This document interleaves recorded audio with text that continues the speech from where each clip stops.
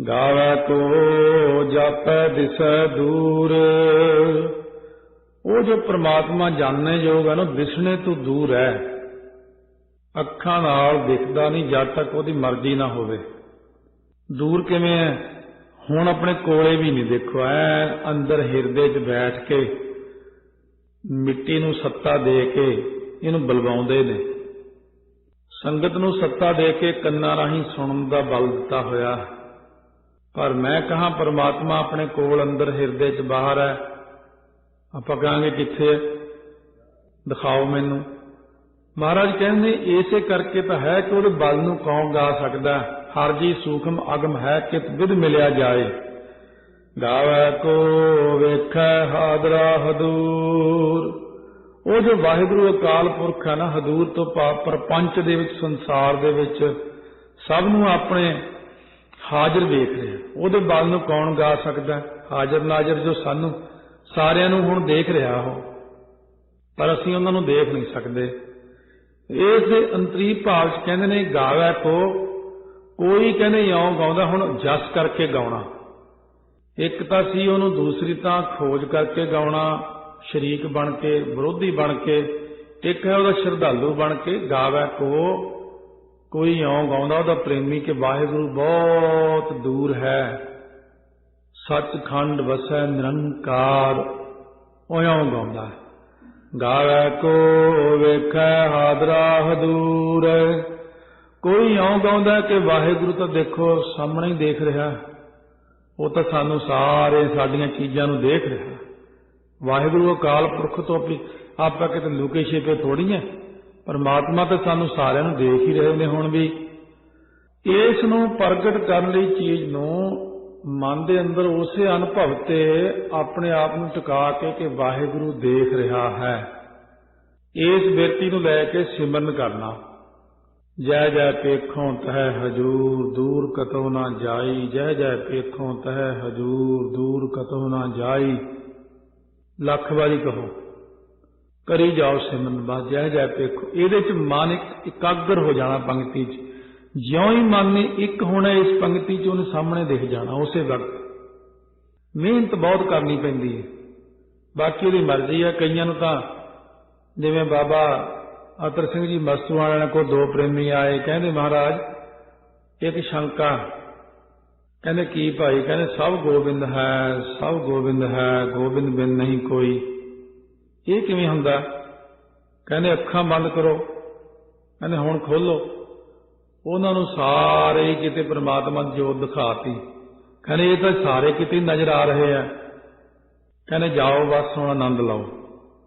कहंदे महाराज असीं तां कोई सेवा नहीं, कोई सिमरन नहीं, कोई भगती नहीं, कुछ नहीं कीता, इन्नी वड्डी दात। कहंदे पिछले जन्म तुसीं प्राप्ति दे नेड़े ही पहुंच गए सी, पर तुहानूं दोनां नूं हौमे हो गई सी। हौमे होण करके एक जन्म परमात्मा ने होर दिता है, इस जन्म च बस असीं तुहानूं देना ही सी, जाओ आनंद माणो। तुसीं जदों ये पुछिआ ना आके भी ये किवें हो जांदा, थोड़ी हौमे उदों नीवीं हो गई, खत्म हो गई। इस करके महाराज कहंदे ने परमात्मा वाहिगुरू है हाजरा हजूरी, पर निमरता नाल दिखदे ने। जे कोई कहे मैनूं दिखा कित्थे आ, फिर नज़र नहीं आउंदे। कोल हुंदिआं होइआं धन्ना कहण लग्गिआ तरलोचन ब्राह्मण नूं, आ मेरे कोल खड़े ने। तरलोचन कहण लग्गिआ मैनूं तां नज़र नहीं आउंदे। कहंदे महाराज इहनूं दर्शन दिओ। कहंदा ये चलाक आदमी बड़ा पापी है, इहने तैनूं पत्थर लपेट के देता, एवें गऊ लवेरी लै लई। इहो जे चलाक बंदे नूं मैं दर्शन नहीं दिंदा। इस करके महाराज सच्चे पातशाह कहंदे ने कि जिहड़ा अकाल पुरख वाहिगुरू नूं देखना चाहे निमरता नाल, बहुती अधीनगी नाल, ਉਹਨੂੰ ਤਾਂ ਸਾਖਿਆਤ दिख ਜਾਂਦੇ ਨੇ। ਜਿਹੜਾ ਆਕੜ ਨਾਲ ਕਹੇ, ਹੰਕਾਰ ਵਿੱਚ ਕਹੇ, ਆਪਣੀ ਬਲ ਬੁੱਧੀ ਕਰਕੇ ਕਹੇ, ਸਰੀਰਕ ਬਲ ਕਰਕੇ ਕਹੇ, ਪੈਸਿਆਂ ਦੇ ਬਲ ਕਰਕੇ ਕਹੇ, ਉਹਨੂੰ ਨਹੀਂ ਦਿਖਦੇ। ਕਥਨਾ ਕਥੀ ਨ ਆਵੈ ਟੋਟ। ਉਹਦੀ ਕਥਾ ਕਥਨ ਕਰਦਿਆਂ ਹੋਇਆਂ ਉਹਦਾ ਅੰਤ ਨਹੀਂ ਪਾ ਸਕਦਾ ਕੋਈ, ਕਿ ਮੈਂ ਇੰਨੀ ਡੂੰਘੀ ਕਥਾ ਕਰਤੀ, ਮੈਂ ਜਿੰਨੀ ਮਰਜ਼ੀ ਕਥਾ ਕਰੀ ਜਾਵੇ ਕੋਈ। सो जिवें आत्मक ज्ञान आपां कथा कीती है, ਉਹਦੇ ਵਿੱਚ ਤਾਂ ਬਿਲਕੁਲ ਅੰਦਰ ਤੱਕ ਦੀਆਂ ਸਾਰੀਆਂ ਅਵਸਥਾਵਾਂ ਦਾ ਵੀ ਕਥਨ ਆ ਗਿਆ। ਪਰ ਇਹ ਥੋੜੀ ਕਿ ਉਹਦੇ ਕਥਾ ਦੇ ਕਰਨ ਨਾਲ ਆਪਾਂ ਨੂੰ ਨਜ਼ਰ ਆਉਣ ਲੱਗ ਜਾਂਦਾ, ਉਹਦਾ ਇੱਕ ਰਸਤਾ ਦਿਖਾਇਆ। ਅਭਿਆਸੀ ਪੁਰਸ਼ ਅਭਿਆਸ ਕਰਕੇ ਹੀ ਦੇਖ ਸਕਦੇ ਨੇ, ਕਥਨ ਕਰਨ ਦੇ ਨਾਲ ਨਹੀਂ ਤੋੜ ਪੈ ਸਕਦੀ, ਉਹਦਾ ਅੰਤ ਨਹੀਂ ਆ ਸਕਦਾ। ਕਾਥ ਕਾਥ ਕਥੀ ਕੋਟੀ ਕੋਟ ਕੋਟ, ਕਰੋੜਾਂ ਨੇ ਕਥਨ ਕੀਤਾ, ਪਿੱਛੇ ਵੀ ਤਾਂ ਕੀਤਾ ਹੀ ਹੈ। ਕਰੋੜਾਂ ਨੇ ਕਥਤਾ ਹੋ ਕੇ ਕੋਟਾਨ ਕੋਟ ਵੇਰੀ ਉਹਦਾ ਕਥਾ ਕਰਦਿਆਂ ਕਰਦਿਆਂ ਬ੍ਰਹਮੈ ਕਥ ਕਥ ਅੰਤ ਨਾ ਪਾਇਆ। ਪਿੱਛੇ ਵੀ ਹੁਣ ਵੀ ਅੱਗੇ ਨੂੰ ਵੀ ਉਹਦਾ ਅੰਤ ਪਾਉਣ ਦਾ ਯਤਨ ਕਰਨਗੇ ਲੋਕੀ, ਮੈਂ ਅੰਤ ਪਾ ਲਵਾਂਗਾ, ਪਰ ਉਹਦਾ ਅੰਤ ਨਹੀਂ ਆ ਸਕਦਾ। ਕਥਾ ਇੱਕ ਵੱਖਰਾ ਵਿਸ਼ਾ ਹੈ, ਭਗਤੀ ਕਰਨੀ ਇੱਕ ਵੱਖਰੀ ਗੱਲ ਹੈ। ਫਿਰ ਕਥਾ ਤਾਂ ਰਸਤਾ ਦੱਸਦੀ ਹੈ, ਨਕਸ਼ਾ ਦੇਖ ਲੈਣਾ ਹੀ ਪਹੁੰਚਾ ਨਹੀਂ ਦਿੰਦਾ ਹੈ।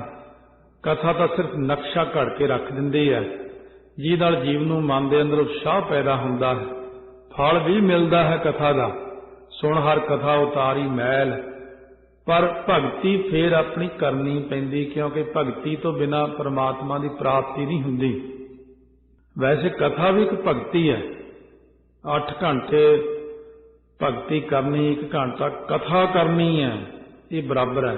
8 ਘੰਟੇ ਹਲ ਵਾਹ ਲੈਣਾ, 1 ਘੰਟਾ ਕਥਾ ਕਰਨੀ, ਇੱਕ ਬਰਾਬਰ ਹੈ। ਇੰਨਾ ਦਿਮਾਗ ਖਿੱਚਿਆ ਜਾਂਦਾ ਇਹਦੇ 'ਚ। ਪਰ ਸਤਿਗੁਰੂ ਮਹਾਰਾਜ ਸੱਚੇ ਪਾਤਸ਼ਾਹ ਕਹਿੰਦੇ ਇਹ ਕਰਨ ਵਾਲੇ ਲਈ ਕਿਹਾ ਹੈ, ਹੁਣ ਸੁਣਨ ਵਾਲੇ ਲਈ। ਜਦੋਂ ਸੁਣਨ ਵਾਲਾ ਸੁਣਦਾ, ਜਿੰਨਾ ਚਿਰ ਸੁਣਦਾ, ਜਿੰਨਾ ਚਿਰ ਕਹਿੰਦੇ ਪੱਥਰ ਪਾਣੀ ਵਿੱਚ ਹੈ ਉਹਨਾਂ ਚਿਰ ਗਿੱਲਾ ਹੈ। ਪਾਣੀ ਤੋਂ ਬਾਹਰ ਕੱਢ ਕੇ ਪੱਥਰ ਰੱਖਿਆ, ਦੇਖਦਿਆਂ ਦੇਖਦਿਆਂ ਹੀ ਪਾਣੀ ਉੱਡ ਗਿਆ, ਸੁੱਕ ਗਿਆ ਪੱਥਰ। ਚੁੱਲ੍ਹੇ ਦੇ ਉੱਤੇ ਜਿੰਨਾ ਚਿਰ ਪਾਣੀ ਹੈ ਉਹਨਾਂ ਚਿਰ ਹੀ ਉਬਲਦਾ। ਜਦੋਂ ਚੁੱਲ੍ਹੇ ਤੋਂ ਲਾ ਲਈਏ ਜਾਂ ਚੁੱਲ੍ਹਾ ਗੈਸ ਬੰਦ ਕਰਤੀ, ਉਸੇ ਵਕਤ ਪਾਣੀ ਉਬਲਣਾ ਹਟ ਜਾਂਦਾ, ਥੋੜੀ ਦੇਰ ਬਾਅਦ ਠੰਡਾ ਹੋ ਜਾਂਦਾ ਹੈ। ਸੋ ਮਹਾਰਾਜ ਕਹਿੰਦੇ ਕਥਾ ਸੁਣਦਿਆਂ ਤਾਂ ਬੜਾ ਮਨ ਬਣਦਾ, ਬ੍ਰਹਮ ਗਿਆਨੀ ਬਣਨ ਨੂੰ ਜੀ ਕਰਦਾ, ਸਿਮਰਨ ਨੂੰ ਜੀ ਕਰਦਾ। ਜਿਉਂ ਹੀ ਕਥਾ ਸੁਣ ਕੇ ਬਾਹਰ ਆਏ, ਸੰਸਾਰ ਦੇ ਕੰਮਾਂ ਨੇ ਘੇਰਾ ਪਾਇਆ, ਕਹਿੰਦੇ ਉਸ ਵਕਤ ਸਭ ਕੁਝ ਦੋਨਾਂ ਦਾ ਹੀ ਖਤਮ ਹੋ ਜਾਂਦਾ। ਇਸ ਕਰਕੇ ਜੇ ਸੁਣਨ ਤੋਂ ਬਾਅਦ ਥਿਊਰੀ, ਫਿਰ ਉਹ ਪ੍ਰੈਕਟੀਕਲ 'ਚ ਲੈ ਆਵੇ। ਜੇ ਕਥਾ ਸੁਣ ਕੇ 1 ਘੰਟਾ ਬਾਅਦ ਸਿਮਰਨ ਕਰੇ ਤਾਂ ਉਹ ਪ੍ਰੈਕਟੀਕਲੀ ਥਿਊਰੀ ਬਣ ਜਾਂਦੀ, ਉਹ ਫਿਰ ਉਹਦੇ ਛੇਤੀ ਪ੍ਰਾਪਤੀ ਹੁੰਦੀ।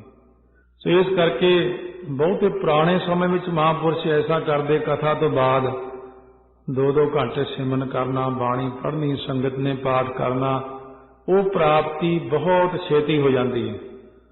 ਪਰ ਜਦੋਂ ਸੁਣ ਲਈ ਫਿਰ ਕਹਿੰਦਾ ਹੁਣ ਮੈਂ ਵਿਚਾਰ ਕਰਾਂਗਾ, ਕਰਨਾ ਤਾਂ ਚਾਹੀਦਾ ਪਾਠ, ਇਸ ਤਰ੍ਹਾਂ ਕਰਨਾ ਚਾਹੀਦਾ, ਕਰਕੇ ਜੀਵ ਕਈ ਸਾਲ ਕੱਢ ਦਿੰਦਾ ਜ਼ਿੰਦਗੀ ਦੇ, ਪਰ ਉਹਨੂੰ ਪ੍ਰਾਪਤੀ ਨਹੀਂ ਹੁੰਦੀ, ਮਹਾਰਾਜ ਕਹਿੰਦੇ ਨੇ। ਸੋ ਇਸ ਕਰਕੇ ਸਿੱਧ ਕਹਿਣ ਲੱਗੇ ਮਹਾਰਾਜ, ਮਾਤ ਲੋਕ ਨਿਵਾਸੀ ਜੀਵਾਂ ਦੀ ਹਸਤੀ ਨੀਵੀਂ ਹੈ, ਇਹਨਾਂ ਦੀ ਬੁੱਧੀ ਤੁੱਛ ਹੈ। ਪਰ ਦੇਵਤਿਆਂ ਦੀ ਬੁੱਧੀ ਤਾਂ ਬਹੁਤ ਵੱਡੀ ਹੁੰਦੀ ਆ, ਤੇ ਉਹਦੀ ਕਥਾ ਨੂੰ ਕਥਨ ਕਰਨ ਦਾ ਤਾਂ ਅੰਤ ਆ ਜਾਂਦਾ ਹੋਵੇਗਾ ਦੇਵਤਿਆਂ ਪਾਸੋਂ। ਮਹਾਰਾਜ ਕਹਿੰਦੇ ਕਰੋੜਾਂ ਵਾਰ ਵਿਸ਼ਨੂੰ ਨੇ ਉਹਦੀ ਕਥਾ ਨੂੰ ਕਥਿਆ, ਤੁਹਾਨੂੰ ਕੀ ਪਤਾ? ਕਰੋੜਾਂ ਵਾਰ ਬ੍ਰਹਮਾ ਨੇ ਉਹਦੀ ਕਥਾ ਨੂੰ ਕੀਤਾ, ਕਰੋੜਾਂ ਵਾਰ ਹੀ ਸ਼ਿਵ ਜੀ ਨੇ ਉਹਦੀ ਕਥਾ ਨੂੰ ਕਥਿਤ ਕੀਤਾ, ਪਰ ਹਾਲੇ ਤੱਕ ਉਹਨਾਂ ਨੂੰ ਅੰਤ ਨਹੀਂ ਆਇਆ। ਤੇ ਆਪਾਂ ਜਿਹੜੇ ਤੁੱਛ ਬੁੱਧੀ ਵਾਲੇ ਜੀਵ ਆ, ਆਪਾਂ ਕਿੱਥੋਂ ਅੰਤ ਪਾ ਲਵਾਂਗੇ? ਉਹਦੀ ਜਿਹੜੀ ਕਥਾ ਉਹ ਕਥਨਯੋਗ ਹੈ, ਕਥੀ ਹੋ ਕੇ ਕਰੋੜਾਂ ਲੋਕਾਂ ਨੇ ਉਹਦੀ ਕਥਾ ਨੂੰ ਕਥਨ ਕੀਤਾ ਹੈ, ਪਰ ਕਥਨਾ ਕਰਕੇ ਉਹਦਾ ਅੰਤ ਨਹੀਂ ਪੈ ਸਕਦਾ। ਅੰਤ ਪਾਉਣਾ ਅਲੱਗ ਮੈਟਰ ਹੈ। ਅੰਤ ਤਾਂ ਸਿਰਫ ਉਹੀ ਜਾਣਦਾ ਹੈ ਕਿ ਉਹਦਾ ਅੰਤ ਕਿੰਨਾ ਕੁ ਵੱਡਾ ਹੈ, ਕੋਈ ਮਨੁੱਖ ਨਹੀਂ ਜਾਣਦਾ। ਕਰਤੇ ਕੀਮਤ ਕਰਤਾ ਜਾਣਾ, ਕਹਿ ਜਾਣਾ ਗੁਰਸੂਰਾ। ਇਹ ਤਾਂ ਸਤਿਗੁਰ ਨਾਨਕ ਦੇਵ ਜੀ ਜਾਣਨ, ਦਸੇ ਸਰੂਪ ਜਾਣਨ, ਅਕਾਲ ਪੁਰਖ ਵਾਹਿਗੁਰੂ ਜਾਣੇ। ਬਾਕੀ ਤੀਜੇ ਨੂੰ ਤਾਂ ਕਿਸੇ ਨੂੰ ਪਤਾ ਹੀ ਨਹੀਂ ਵੀ ਕਿੰਨਾ ਕੁ ਵੱਡਾ। ਹਾਂ, ਖੁਸ਼ੀ ਹੋ ਜੇ ਭਾਵੇਂ ਦਿਖਾ ਦੇਣ, ਜੇ ਕਿਸੇ ਭਗਤ ਤੇ ਬਹੁਤੇ ਖੁਸ਼ ਹੁੰਦੇ ਨੇ ਉਹਨੂੰ ਦਿਖਾ ਸਕਦੇ ਨੇ। ਇਸ ਕਰਕੇ ਮਹਾਰਾਜ ਕਹਿੰਦੇ ਜਲ ਥਲ ਮਹੀਪ ਬਨ ਤਨ ਦੁਰੰਤ, ਜੇ ਨੇਤ ਨੇਤ ਨਿਸ ਦਿਨ ਉਚਰੰਤ। ਮਹਾਰਾਜ ਕਹਿੰਦੇ ਦੇਖੋ, ਨੇਤ ਨੇਤ ਕਥੰਤ ਵੇਦਾ, ਨਾ ਤਾਂ ਉੱਪਰਲੇ ਜੀਵ ਉਹਦਾ ਅੰਤ ਪਾ ਸਕਦੇ ਨੇ, ਨਾ ਥੱਲੇ ਵਾਲੇ। ਤੇਰੇ ਭਵਨ ਮਹੀਪ ਸੁਰ ਨਾਲ ਅਸੁਰ, ਨੇਤ ਨੇਤ ਬੰਨ ਤ੍ਰਿਣ ਕਹਿਤ। ਫਿਰ ਕਹਿਣ ਲੱਗੇ ਆਪ ਜੀ ਨੇ, ਜਿਸ ਵਾਹਿਗੁਰੂ ਦਾ, ਉਹ ਵਾਹਿਗੁਰੂ ਅਕਾਲ ਪੁਰਖ ਦੀ ਤਥਾ ਅਕਥ ਕਹੀ ਹੈ ਕਥਾ, ਉਹ ਜੀਵਾਂ ਨੂੰ ਪਦਾਰਥ ਦਿੰਦਾ ਹੋਇਆ ਕਦੇ ਤਾਂ ਥੱਕ ਜਾਂਦਾ ਹੋਵੇਗਾ, ਆਰਾਮ ਕਰਨ ਲੱਗ ਜਾਂਦਾ ਹੋਵੇਗਾ। ਪਰਮਾਤਮਾ ਦੇਂਦਾ ਦੇ ਲੈਂਦੇ ਥੱਕ ਪਾਹੇ। ਕਹਿੰਦੇ ਦੇਂਦਾ ਜੋ ਪ੍ਰਮਾਤਮਾ ਦਾਤਾਂ ਦੇਣ ਵਾਲਾ ਮਹਾਰਾਜ ਕਹਿੰਦੇ ਉਹ ਨਹੀਂ ਥੱਕਦਾ। ਇਹ ਜਿਹੜੇ ਜੀਵ ਨੇ ਨਾ ਇਹ ਥੱਕ ਜਾਂਦੇ ਨੇ, ਭਾਵ ਮਰ ਜਾਂਦੇ ਨੇ, ਅਖੀਰ ਨੂੰ ਖਤਮ ਹੋ ਜਾਂਦੇ ਨੇ। ਬਾਰਕ ਵਾਂਗੀ ਹੋਂ ਸਭ ਕੁਛ ਮੰਗਾ, ਦੇਂਦੇ ਤੋਟ ਨਾਹੀ ਪ੍ਰਭ ਰੰਗਾ। ਵਾਹਿਗੁਰੂ ਨੂੰ ਦਿੰਦਿਆਂ ਕੋਈ ਅੰਤ ਨਹੀਂ, ਉਹ ਤਾਂ ਦਿੰਦਾ ਹੀ ਰਹਿੰਦਾ ਰੋਜ਼ ਰਾਤ ਦਿਨ। ਵਾਹਿਗੁਰੂ ਤਾਂ ਰਾਤ ਦਿਨ ਦਾਤਾਂ ਦਿੰਦਾ ਹੈ। ਤੇ ਫਿਰ ਇਹ ਨਹੀਂ ਵੀ ਜੀਵ ਜਿਹੜੇ ਨੇ ਥੋੜਾ ਚਿਰ ਖਾ, ਮਹੀਨਾ 2 ਮਹੀਨੇ ਖਾ ਕੇ ਬੰਦ ਕਰ ਦਿੰਦੇ ਨੇ, ਜਾਂ 100 ਸਾਲ ਖਾ ਕੇ ਬੰਦ ਕਰਤੀ, ਜਾਂ ਇੱਕ ਯੁੱਗ ਵਿੱਚ ਖਾਧਾ। ਜੁਗਾ ਜੁਗੰਤਰ ਖਾਹੀ ਖਾਹ। ਇਹ ਜਿਹੜੇ ਜੀਵ ਨੇ ਨਾ ਜੁਗਾਂ ਜੁਗੰਤਰਾਂ ਤੱਕ ਨਵੇਂ ਤੋਂ ਨਵੇਂ ਯੁੱਗਾਂ ਦੇ ਵਿੱਚ ਨਵੇਂ ਨਵੇਂ ਸਰੀਰ ਧਾਰ ਕੇ ਜਨਮ ਲੈ ਲੈ ਕੇ ਪਦਾਰਥਾਂ ਨੂੰ ਖਾਈ ਤੁਰੇ ਜਾਂਦੇ ਨੇ, ਖਾਈ ਤੁਰੇ ਜਾਂਦੇ ਨੇ, ਵਾਹਿਗੁਰੂ ਦੇਈ ਤੁਰੇ ਜਾਂਦੇ ਨੇ। ਵਾਹਿਗੁਰੂ ਦਾ ਕੋਈ ਅੰਤ ਨਹੀਂ ਹੈ, ਵਾਹਿਗੁਰੂ ਦਾ ਕੋਈ ਸਿਰਾ ਨਹੀਂ ਹੈ। ਇਸ ਕਰਕੇ ਤੁਸੀਂ ਆਪਣੀ ਤੁੱਛ ਬੁੱਧੀ ਨਾਲ ਉਹ ਗੱਲਾਂ ਨਾ ਕਰੋ ਜਿਸ ਕਰਕੇ ਆਪਾਂ ਪਰਮਾਤਮਾ ਤੋਂ ਦੂਰ ਹੋ ਸਕੀਏ। ਇੱਕ ਬੰਦੇ ਦੇ ਅੰਦਰ ਹੁੰਦੀ, ਜੋ ਕਰੋੜੀਆ ਸੀ, ਕਰੋੜੀ ਮੱਲ, ਜਿਹਦੀ ਥਾਂ 'ਚ ਕਰਤਾਰਪੁਰ ਸਾਹਿਬ ਮਹਾਰਾਜ ਨੇ ਲੰਗਰ ਲਾਤਾ। ਕਿਸੇ ਨੇ ਦੱਸਿਆ ਵੀ ਗੁਰੂ ਨਾਨਕ ਪਾਪਾ ਜੀ ਨੇ ਤੇਰੇ ਖੇਤਾਂ 'ਚ ਲੰਗਰ ਲਾਤਾ। ਹੁਣ ਮਹਾਰਾਜ ਸੱਚੇ ਪਾਤਸ਼ਾਹ ਨਾਲ ਵਿਰੋਧ ਕਰਕੇ ਉੱਠਿਆ ਮੰਜੇ ਤੋਂ, ਮੈਂ ਜਾ ਕੇ ਕਰਦਾ ਠੀਕ ਉਹਨਾਂ ਨੂੰ, ਮੈਂ ਉਹਨਾਂ ਨੂੰ ਭਜਾਉਣਾ ਉੱਥੋਂ। ਉਹ ਜਦ ਘੋੜੀ ਤੇ ਚੜ੍ਹਨ ਲੱਗਿਆ, ਘੋੜੀ ਦਾ ਥੱਲਿਓਂ ਕੋਈ ਬੈਲਟ ਜੀ ਕਸੀ ਨਹੀਂ ਸੀ ਹੋਈ। ਉਹ ਨਾ ਕਸੀ ਹੋਣ ਕਰਕੇ ਸਾਰੀ ਕਾਠੀ ਜੀ ਸਣੇ ਹੀ ਥੱਲੇ ਡਿੱਗਿਆ, ਲੱਤ ਟੁੱਟ ਗਈ। 6 ਮਹੀਨੇ ਪਿਆ ਰਿਹਾ। ਫਿਰ ਕਿਸੇ ਨੇ ਕਿਹਾ ਗੁਰੂ ਨਾਨਕ ਪਾਤਸ਼ਾਹ ਇੰਨੇ ਵੱਡੇ ਨੇ, ਇੰਨੇ ਵੱਡੇ, ਤੂੰ ਉਹਨਾਂ ਕੋਲ ਆਕੜ ਕੇ ਚੱਲਿਆ ਸੀ, ਨੀਵਾਂ ਹੋ ਕੇ ਜਾ। ਲੱਤ ਠੀਕ ਹੋਈ, ਫਿਰ ਤੁਰ ਕੇ ਗਿਆ ਹੌਲੀ ਹੌਲੀ। ਇੱਕ ਵਾਰ ਤਾਂ ਘੋੜੀ ਤੇ ਗਿਆ ਸੀ, ਜਦੋਂ ਅੰਨਾ ਹੋ ਜਾ ਕਰੇ ਫਿਰ ਮੁੜਿਆ ਆਇਆ ਕਰੇ, ਇਹ ਕੌਤਕ ਵੀ ਵਰਤਿਆ। ਜਦੋਂ ਫਿਰ ਨੀਵਾਂ ਹੋ ਕੇ ਗਿਆ ਨਾ ਉੱਥੇ, ਫਿਰ ਗੁਰੂ ਨਾਨਕ ਸਾਹਿਬ ਦੀ ਕਿਰਪਾ ਹੋ ਗਈ। ਇਸ ਕਰਕੇ ਜਿਹੜਾ ਇਨਸਾਨ ਹੈ, ਇਹਦੇ ਅੰਦਰ ਜਿਹੜੀ ਬੁੱਧੀ ਹੈ, ਇਹਦੇ ਕੋਲ ਵਿਦਿਆ, ਇਹਦੇ ਕੋਲ ਪੈਸਾ, ਇਹਦੇ ਕੋਲ ਬਲ ਹੈ, ਇਹ ਬਰਾਬਰਤਾ ਕਰਨ ਲੱਗ ਜਾਂਦਾ ਮਹਾਰਾਜ ਦੀ, ਪਰਮਾਤਮਾ ਦੀ। ਪੀਰ ਬੁੱਧੂ ਸ਼ਾਹ ਵੀ ਬਰਾਬਰਤਾ ਕਰਨ ਲੱਗ ਪਿਆ 10ਵੇਂ ਪਾਤਸ਼ਾਹ ਨੇ। ਸਾਰੇ ਚੇਲਿਆਂ ਨੇ ਮੱਥਾ ਟੇਕਿਆ ਮਹਾਰਾਜ ਨੂੰ, ਪੀਰ ਬੁੱਧੂ ਸ਼ਾਹ ਨੇ ਜਾ ਕੇ ਹੱਥ ਮਿਲਾ ਲਿਆ, ਮੱਥਾ ਨਾ ਟੇਕਿਆ ਵੀ ਮੇਰੇ ਚੇਲੇ ਕੀ ਕਹਿਣਗੇ। ਅੱਗੇ ਉਹ ਕੁਐਸਚਨ ਕਰਦਾ, ਮਹਾਰਾਜ ਫਕੀਰੀ ਕੀ ਤੇ ਰਾਜ ਕੀ? ਭਾਵ ਤੁਸੀਂ ਕਲਗੀ ਲਾਈ, ਗੱਦੀ ਤੇ ਬੈਠੇ ਹੋ, ਫਕੀਰ ਵੀ ਬਣੇ ਹੋਏ ਹੋ। ਮਹਾਰਾਜ ਹੱਸ ਕੇ ਕਹਿੰਦੇ ਫਕੀਰੀ ਕੀ ਤੇ ਹਉਮੈ ਕੀ? ਫਿਰ ਨੀਵੀਂ ਪਾ ਲਈ। ਕਹਿੰਦੇ ਚੇਲਿਆਂ ਤੋਂ ਡਰ ਗਿਆ ਵੀ ਮੱਥਾ ਟੇਕਿਆ ਤਾਂ ਚੇਲੇ ਕੀ ਕਹਿਣਗੇ। ਕਹਿੰਦੇ ਇਸੇ ਹਉਮੈ ਨੂੰ ਤਾਂ ਮਾਰਨਾ ਸੀ, ਇਹ ਹਉਮੈ ਤੂੰ ਮਾਰ ਨਹੀਂ ਸਕਿਆ, ਇਸੇ ਕਰਕੇ ਤੈਨੂੰ ਪੂਰਨ ਪ੍ਰਾਪਤੀ ਨਹੀਂ ਹੋਈ। ਫਿਰ ਉੱਠ ਕੇ ਮੱਥਾ ਟੇਕਿਆ, ਕਹਿੰਦੇ ਚੰਗਾ ਹੁਣ ਤੈਨੂੰ ਪ੍ਰਾਪਤੀ ਪੂਰਨ ਹੋ ਜਾਵੇਗੀ। ਇਸ ਕਰਕੇ ਮਹਾਰਾਜ ਸੱਚੇ ਪਾਤਸ਼ਾਹ ਕਹਿੰਦੇ ਨੇ ਇਹ ਹਉਮੈ ਕਰਕੇ ਹੀ ਮਨੁੱਖ ਬਰਾਬਰਤਾ ਕਰਨ ਦੀਆਂ ਗੱਲਾਂ ਕਰਦਾ ਸਤਿਗੁਰਾਂ ਦੀਆਂ। ਲੋਕੀ ਹੁਣ ਵੀ ਸਤਿਗੁਰੂ ਦੀ ਬਰਾਬਰਤਾ ਦੀਆਂ ਗੱਲਾਂ ਕਰਨ ਦਾ ਯਤਨ ਕਰਦੇ ਨੇ। ਕਿੱਥੇ ਕੋਈ ਪਹੁੰਚ ਸਕਦਾ? ਐ ਟੱਕਰਾਂ ਟੁਕਰਾਂ ਮਾਰ ਕੇ ਸਭ ਹਟ ਜਾਂਦੇ ਨੇ, ਬਦਨਾਮ ਹੋ ਜਾਂਦੇ ਨੇ, ਪਰਮਾਤਮਾ ਸੁੱਟ ਦਿੰਦੇ ਨੇ ਉਹਨਾਂ ਨੂੰ। ਤਾਂ ਸਤਿਗੁਰੂ ਮਹਾਰਾਜ ਕਹਿੰਦੇ ਨੇ ਅਕਾਲ ਪੁਰਖ ਦੇ ਅਸਲ ਵਿੱਚ ਹੁਕਮ ਵਿੱਚ ਹੀ ਸਾਰੀ ਖੇਡ ਵਰਤ ਰਹੀ ਹੈ। ਹੁਕਮ ਚਲਾਏ ਰਾਹ, ਇਹ ਸਾਰਾ ਬੋਲਣਾ ਦੱਸਿਆ ਹੋਇਆ ਪਹਿਲੀਆਂ ਸੀੜੀਆਂ 'ਚ, ਜਾਂ ਲਿਖ ਕੇ ਵੀ ਰਾਰੇ ਦਾ ਕੰਨਾ ਲੰਮੀ ਆਵਾਜ਼ ਦਾ ਰਾ ਜਿੰਨਾ ਮਰਜ਼ੀ ਲੰਮਾ ਕਰੋ। ਹਾਹੇ ਦਾ ਔਂਕੜ, ਪਰ ਔਂਕੜ ਦੀ ਆਵਾਜ਼ ਹਮੇਸ਼ਾ ਹੀ ਛੋਟੀ ਨਹੀਂ ਹੋ, ਇੱਥੇ ਮੁੱਕ ਜਾਂਦੀ ਹੈ। ਖੱਖੇ ਨੂੰ ਜਿਵੇਂ ਪਹਿਲਾਂ ਆਏ ਸੀ ਕੰਨਾ ਖਾ ਜਿੰਨਾ ਮਰਜ਼ੀ ਲੰਮਾ, ਹਾਹੇ ਦੀ ਸਿਹਾਰੀ ਬਹੁਤ ਛੋਟੀ ਹੈ, ਇਹਨੇ ਇੱਥੇ ਮੁੱਕ ਜਾਣਾ। ਇਸ ਕਰਕੇ ਅੱਖਰ ਨੂੰ ਉਸੇ ਹੀ ਢੰਗ ਨਾਲ ਬੋਲਦੇ ਹੋ ਜਿਸ ਤਰ੍ਹਾਂ ਉਹ ਬੋਲਿਆ ਜਾ ਸਕਦਾ। ਜਿਵੇਂ ਆਪਾਂ ਬੋਲਿਆ ਸੀ ਜੁਗਾ ਜੁਗੰਤਰ ਖਾਹੀ ਖਾਹੇ, ਖੱਖੇ ਦੇ ਕੰਨੇ ਨੂੰ ਲੰਮਾ ਕਰਤਾ, ਸਿਹਾਰੀ ਆਪਣੇ ਆਪ ਹੀ ਛੋਟੀ ਬੋਲੀ ਬੋਲ ਗਈ। ਔਂਕੜ ਨੂੰ ਵੀ ਇਸੇ ਤਰ੍ਹਾਂ ਹੀ ਬੋਲ ਜਾਣਾ, ਹੁਕਮ ਚਲਾਏ ਰਾਹੋ। ਜੇ ਆਪਾਂ ਕਹਿੰਦੇ ਹੁਕਮ ਚਲਾਏ ਰਾਹੋ, ਫਿਰ ਹੋੜਾ ਬਣ ਜਾਂਦਾ। ਇਸ ਕਰਕੇ ਰਾਰੇ ਦੇ ਕੰਨੇ ਨੇ ਤਾਂ ਕਹਿਤਾ ਭਾਈ ਮੈਂ ਬਹੁਤ ਲੰਮਾ ਬੋਲਿਆ ਜਾ ਸਕਦਾ, ਔਂਕੜ ਕਹਿੰਦਾ ਮੈਨੂੰ ਜ਼ਿਆਦਾ ਲੰਮਾ ਨਾ ਬੋਲਿਓ। ਰਾਹ ਹੁਕਮੀ ਜੇ ਪਰਮੇਸ਼ਰ ਆਪਣੇ ਹੁਕਮ ਅਨੁਸਾਰ ਨਾ ਜੀਵਾਂ ਨੂੰ ਆਪੋ ਆਪਣੇ ਕਰਮਾਂ ਧਰਮਾਂ ਰੂਪੀ ਰਸਤਿਆਂ ਵਿੱਚ ਚਲਾਉਂਦਾ ਹੈ, ਵਰਨ ਆਸ਼ਰਮਾਂ ਰੂਪੀ ਰਸਤਿਆਂ 'ਚ ਚਲਾਉਂਦਾ ਹੈ। ਗੁਰਮੁਖਾਂ ਨੂੰ ਗੁਰਮੁਖੀ ਰਸਤੇ ਵਿੱਚ ਤੇ ਮਨਮੁਖਾਂ ਨੂੰ ਮਨਮੁਖਤਾ ਵਾਲੇ ਰਸਤੇ ਚਲਾਉਂਦਾ ਹੈ। ਕਿਸੇ ਨੂੰ ਹਿੰਦੂਆਂ ਵਾਲੇ ਰਸਤੇ ਵਿੱਚ, ਕਿਸੇ ਨੂੰ ਮੁਸਲਮਾਨਾਂ ਵਾਲੇ ਰਸਤੇ 'ਚ। ਕੋਈ ਬੋਲੇ ਰਾਮ ਰਾਮ, ਕੋਈ ਖੁਦਾਏ, ਕੋਈ ਸੇਵੈ ਗੁਸਾਈਆਂ, ਕੋਈ ਅੱਲਾਹ ਹੈ। ਕਾਰਨ ਕਰਨ ਕਰੀਮ, ਕਿਰਪਾ ਧਾਰ ਰਹੀਮ ਰਹਾਓ। ਕੋਈ ਨਹਾਵੇ ਤੀਰਥ, ਕੋਈ ਹਜ ਜਾਏ, ਕੋਈ ਕਰੇ ਪੂਜਾ, ਕੋਈ ਸਿਰ ਨਵਾਏ। ਹੁਕਮੀ ਹੁਕਮ ਚਲਾਏ ਰਾਹ। ਹੁਕਮੀ ਪ੍ਰਮਾਤਮਾ ਹੁਕਮ ਦੇ ਰਾਹ ਵਿੱਚ ਹੀ ਹਰੇਕ ਜੀਵ ਨੂੰ ਚਲਾਉਂਦਾ ਹੈ। ਇਸ ਕਰਕੇ ਮਹਾਰਾਜ ਕਹਿੰਦੇ ਨਾਨਕ ਵਿਗਸੈ ਵੇ ਪਰਵਾਹ। ਮਹਾਰਾਜ ਗੁਰੂ ਨਾਨਕ ਦੇਵ ਜੀ ਫਰਮਾਉਂਦੇ ਜਿਹੜਾ ਬੇਪਰਵਾਹ ਵਾਹਿਗੁਰੂ ਆ ਨਾ, ਅਸਲ ਵਿੱਚ ਉਹ ਖੇਡ ਖੇਡਦਾ ਸੰਸਾਰ ਦੀ ਬਾਜੀ ਦੀ ਦੇਖ ਰਿਹਾ। ਸੰਸਾਰ ਬਾਜੀ ਨੂੰ ਦੇਖ ਕੇ ਇਸ ਤਰ੍ਹਾਂ ਪ੍ਰਸੰਨ ਹੋ ਰਿਹਾ ਜਿਵੇਂ ਬੱਚਾ ਆਪਣੀ ਖੇਡ ਦੇਖ ਕੇ ਖੁਸ਼ ਹੁੰਦਾ। ਪਰਮਾਤਮਾ ਦੀ ਇਕੱਠ ਕਥਾ ਜੋ ਸਾਰੇ ਜੀਵਾਂ ਨੂੰ ਆਪੋ ਆਪਣੇ ਰਸਤਿਆਂ ਚਲਾ ਰਿਹਾ ਹੈ, ਖੇਡਾਂ ਖੇਡ ਰਿਹਾ ਹੈ। ਆਪਾਂ ਕਹਿੰਦੇ ਆ ਫਲਾਨਾ ਬੰਦਾ ਐ ਕਰ, ਰੱਬ ਉਹਨੂੰ ਐ ਨਹੀਂ ਕਰਦਾ। ਨਹੀਂ ਕਰਦਾ, ਉਹਦੀ ਮਰਜ਼ੀ। ਉਹ ਕਹਿੰਦਾ ਪੂਰਾ ਮੈਚ ਦੇਖਣਾ ਮੈਂ, ਜਿਤਾਉਣ ਨੂੰ ਕੀ ਹੈ, ਜਦੋਂ ਮਰਜ਼ੀ ਕਿਸੇ ਨੂੰ ਕੁਝ ਵੀ ਕਰ ਸਕਦਾ। ਉਹਦੀ ਖੇਡ ਹੈ। ਉਹ ਇਹ ਹੁਣ ਦੇਖਦਾ ਜਿਵੇਂ ਹੁਣ ਦਾ ਯੁੱਗ ਚੱਲਦਾ। ਹੁਣ ਉਹਨੇ ਦੇਖਣਾ ਕਿ ਬੰਦਾ ਕਿੰਨਾ ਬੁਰੇ ਤੋਂ ਬੁਰਾ ਬਣ ਸਕਦਾ। ਕੁਝ ਨਹੀਂ ਕਹਿੰਦਾ, ਪਰ ਜਿੱਦਣ ਸਹੀ ਰਸਤੇ ਤੇ ਲਿਆਉਣਾ, ਇੱਕ ਸਕਿੰਟ ਵੀ ਨਹੀਂ ਲਾਉਣਾ। ਸਕਿੰਟ ਤਾਂ ਬਹੁਤ ਜ਼ਿਆਦਾ, ਸਕਿੰਟ ਦਾ 1000ਵਾਂ ਹਿੱਸਾ ਵੀ ਨਹੀਂ ਲੱਗਣਾ। ਇਹ ਪ੍ਰਮਾਤਮਾ ਦੀ ਮਿਹਰ ਹੀ ਹੈ, ਉਹਦੀ ਨਜ਼ਰ ਹੀ ਹੈ ਜਿਵੇਂ। ਇਸ ਕਰਕੇ ਮਹਾਰਾਜ ਸੱਚੇ ਪਾਤਸ਼ਾਹ ਕਹਿੰਦੇ ਨੇ ਜਦੋਂ ਉਹਨੇ ਸਹੀ ਰਸਤੇ ਤੇ ਲਾਉਣਾ ਬੰਦੇ ਨੂੰ, ਅੰਦਰੋਂ ਹੀ ਪ੍ਰੇਰਨਾ ਦੇ ਦੇਣੀ। ਸੁਭ ਇੱਛਾ ਸੁਭ ਵਿਚਾਰਨਾ ਤਨੂ ਮਾਨਸਾ। ਕਿਵੇਂ? ਇੱਕ ਅੰਤਰੀ ਭਾਵ ਦੁਆਰਾ ਇਸ ਚੀਜ਼ ਨੂੰ ਸਮਝਣ ਲਈ ਸੋ ਸ਼ਰਵਣ ਕਰੀਏ।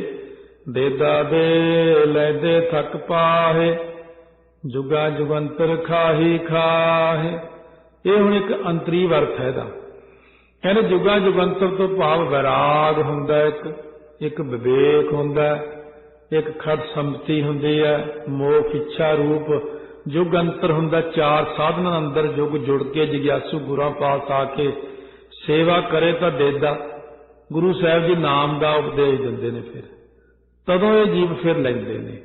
ਜਿਗਿਆਸੂ ਉਪਦੇਸ਼ ਨੂੰ ਲੈ ਕੇ ਖਾਹੀ ਖਾਹੇ, ਸ਼ੁਭ ਗੁਣਾਂ ਦੇ ਖਾਣ ਵਾਲੇ ਕੰਮ ਆਦਿਕ ਆਸਰੀ ਸੰਪਦਾ ਨੂੰ ਖਾਹੇ ਦਾ ਭਾਵ ਹੁੰਦਾ, ਅਭਾਵ ਕਰਦੇ ਨੇ।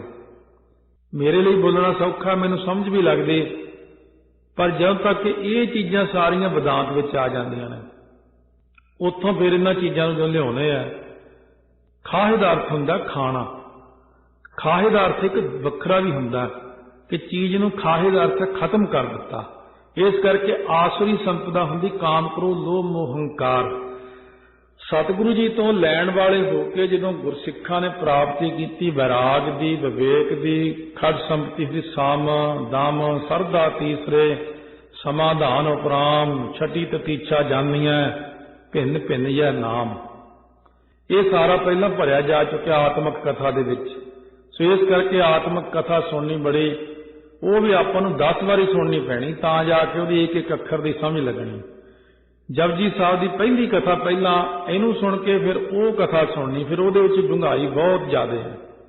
ਇਸ ਕਰਕੇ ਮਹਾਰਾਜ ਕਹਿੰਦੇ ਨੇ ਫਿਰ ਜਿਹੜੇ ਸੰਤ ਮਹਾਤਮਾ ਨੇ, ਦੁਨੀਆ ਤਾਂ ਖਾਂਦੀ ਨਾ ਪਦਾਰਥਾਂ ਨੂੰ, ਤੇ ਇੱਥੇ ਰੱਬ ਦੇ ਪਿਆਰੇ ਕਹਿੰਦੇ ਨੇ ਦੁਨੀਆ ਨੂੰ ਤਾਂ ਦੇਦਾ ਦੇ, ਲੈਂਦੇ ਥੱਕ ਪਾਏ। ਦੁਨੀਆ ਨੂੰ ਤਾਂ ਦੇਈ ਜਾਂਦਾ ਖਾਣ ਨੂੰ, ਪਹਿਨਣ ਨੂੰ, ਪੈਸਾ ਪਦਾਰਥ, ਉਹ ਦੇਂਦਾ ਦੇ, ਲੈਂਦੇ ਥੱਕ ਤੋਂ ਲੈ ਲੈ ਕੇ ਫਿਰ ਖਤਮ ਹੋ ਜਾਂਦੇ ਨੇ, ਸਰੀਰ ਛੱਡ ਜਾਂਦੇ ਨੇ।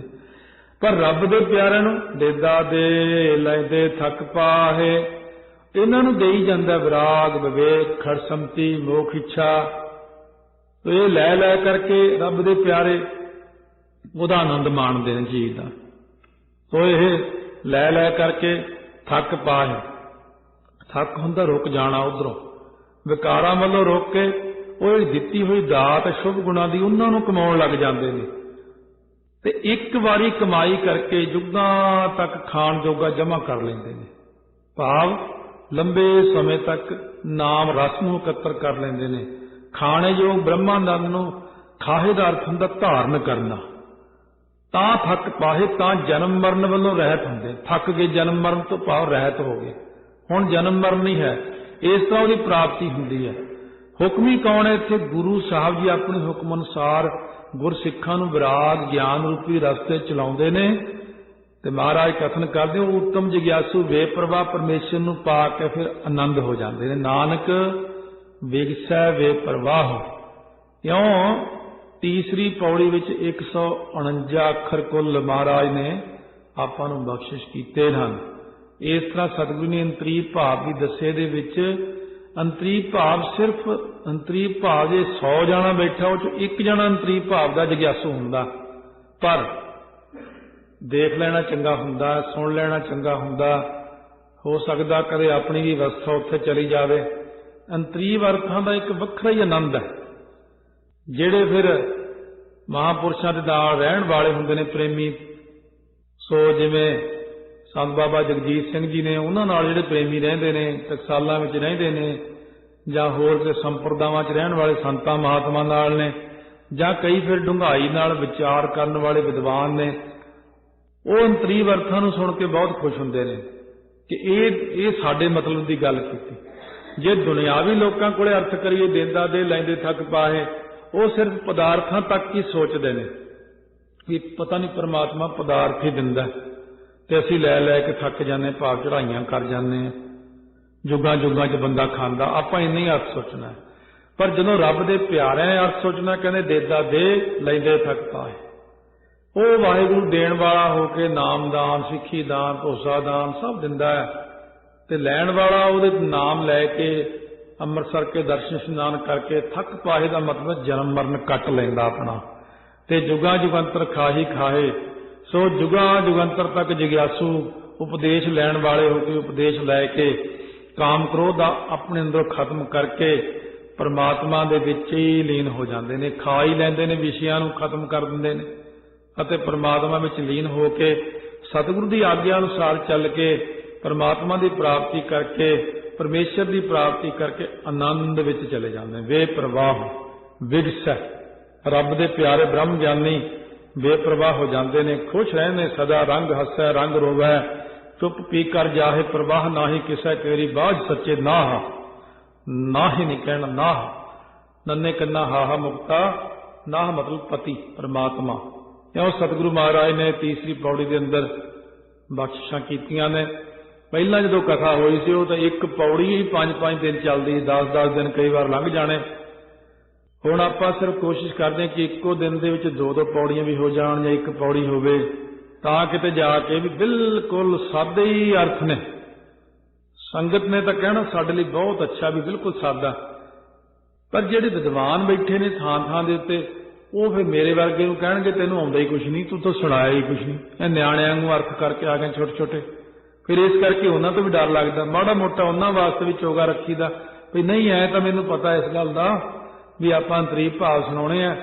ਪਰ ਜਿਹੜੀ ਸੰਗਤ ਨਵਾਂ ਵਿਦਿਆਰਥੀ ਹੈ ਬਿਲਕੁਲ ਹੀ, ਉਹਨੂੰ ਤਾਂ ਬਹੁਤਾ ਹੀ ਨਿਆਣਿਆਂ ਵਾਂਗੂ ਉੜਾ ਪੜਾਉਣਾ ਪੈਂਦਾ। ਇਸ ਕਰਕੇ ਸਾਦੇ ਸਾਦੇ ਅਰਥ ਸ਼ਰਵਣ ਇੱਥੇ ਕਰਨੇ, ਫਿਰ ਦੂਜੀ ਸੀੜੀ ਜਪਜੀ ਸਾਹਿਬ ਦੀ ਫਿਰ ਉਹਦੇ 'ਚ ਕਰਨੇ।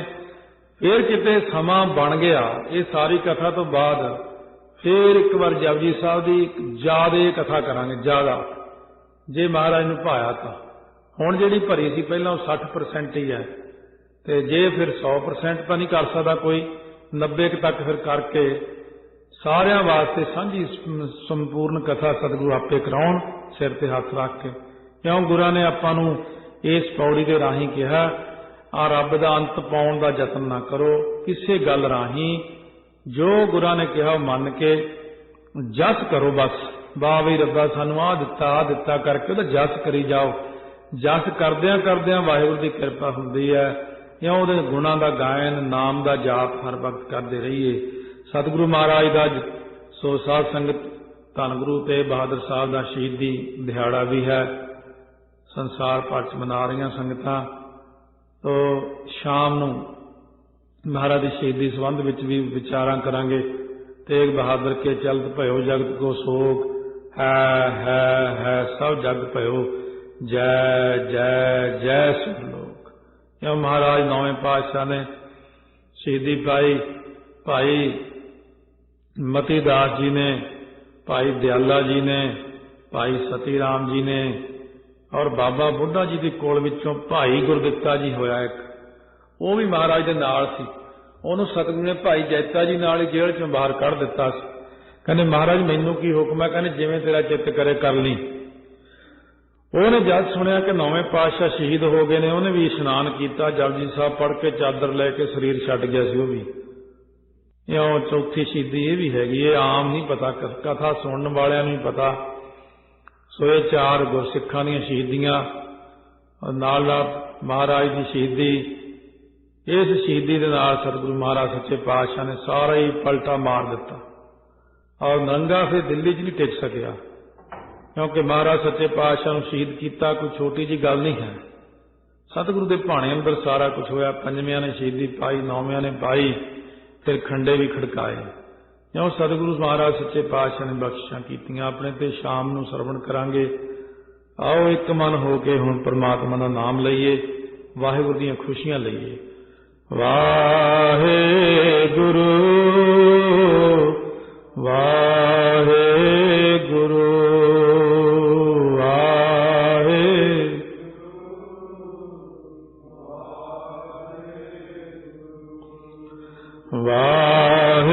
ਵਾਹਿਗੁਰੂ ਵਾਹਿਗੁਰੂ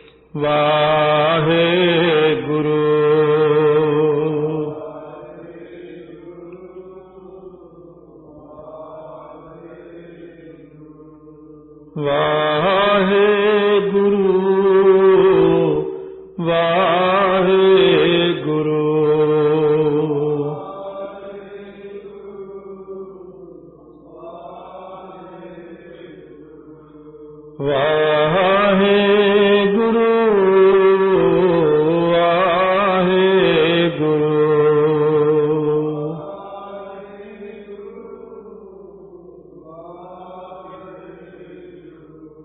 ਵਾਹਿਗੁਰੂ ਵਾਹਿਗੁਰੂ ਵਾਹਿਗੁਰੂ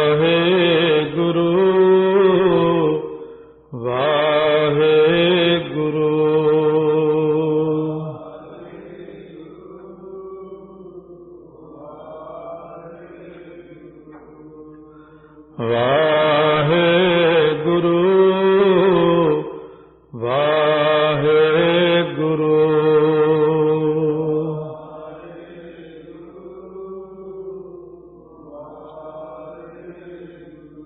ਸਤਿਨਾਮ ਵਾਹਿਗੁਰੂ ਸਤਿਨਾਮ ਵਾਹਿਗੁਰੂ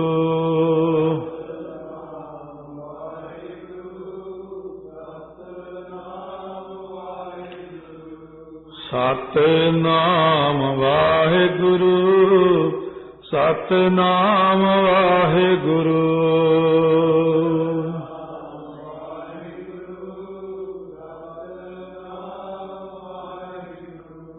ਸਤਿਨਾਮ ਵਾਹਿਗੁਰੂ ਸਤਿਨਾਮ ਵਾਹਿਗੁਰੂ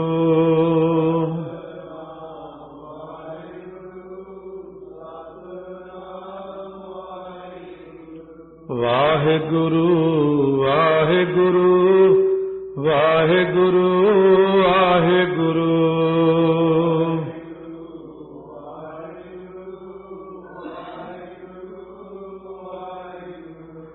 ਵਾਹਿਗੁਰੂ ਵਾਹਿਗੁਰੂ ਵਾਹਿਗੁਰੂ ਵਾਹਿਗੁਰੂ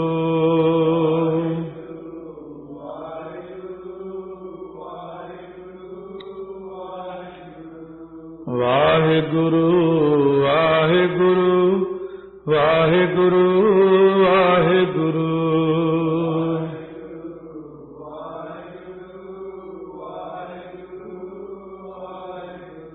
ਸਤਿਗੁਰ ਪੂਰਾ ਭਇਆ ਕਿਰਪਾਲ ਸਤਿਗੁਰ ਪੂਰਾ ਭਇਆ ਕਿਰਪਾਲ ਸਤਿਗੁਰ ਪੂਰਾ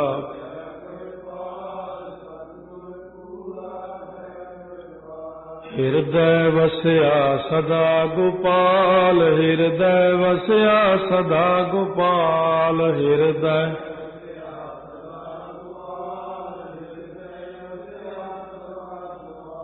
ਵਾਹਿਗੁਰੂ ਵਾਹਿਗੁਰੂ ਵਾਹਿਗੁਰੂ ਵਾਹਿਗੁਰੂ